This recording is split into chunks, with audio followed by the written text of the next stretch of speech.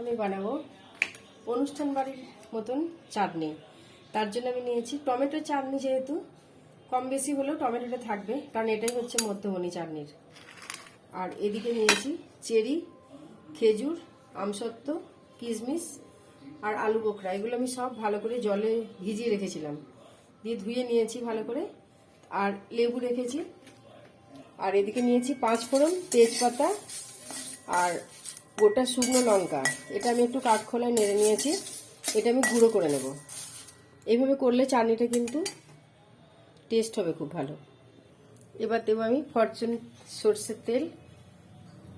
টমেটোটা যেহেতু আছে ওই জন্য আমি তেল দেবো, নাহলে আমি চাটনিতে তেল দিতাম না। অল্প একটু তেল দিলাম। আর দেবো আমি 1/2 চামচ মতো রাঁধুনি আর 2টো তেজপাতা। এবার আমি টমেটোটা দেবো। এবার দেবো আমি পরিমাণ মতো নুন। নুনটা দিলে টমেটোটা কিন্তু তাড়াতাড়ি নরম হয়ে যাবে। এবার আমি ঢাক লাগিয়ে দেবো।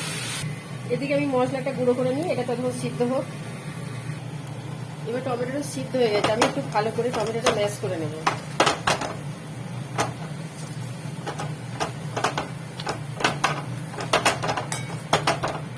এবার আমি চিনি দিয়ে দেবো। আগে দিয়েছি আমি এরকম 2 বাটি দিয়েছি, আর এখন আর একটু দিয়ে দিলাম। আমি জল দেবো না চাটনিটা এখনো।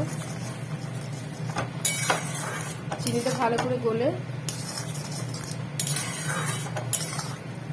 তারপর আমি লাস্টে এগুলো আমি দিয়ে দেবো।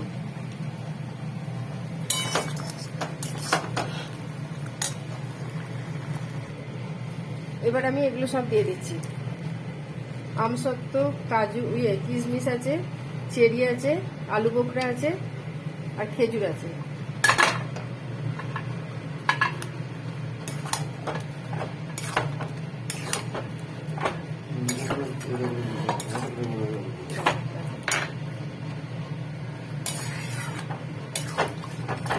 এগুলো একটু ফুটবে।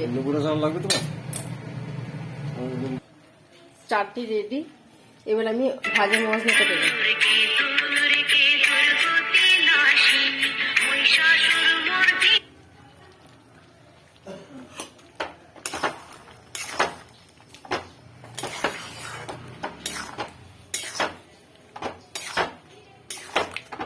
ভাজা মশলাটা দিলে একটা সুন্দর আচারের মতো গন্ধটা আসবে।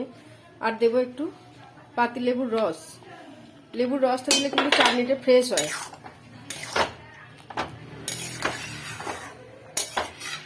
এইভাবে বানিয়ে কিন্তু বাড়িতে অনেকদিন রাখাও যাবে, একটু একটু করে খাওয়া যাবে।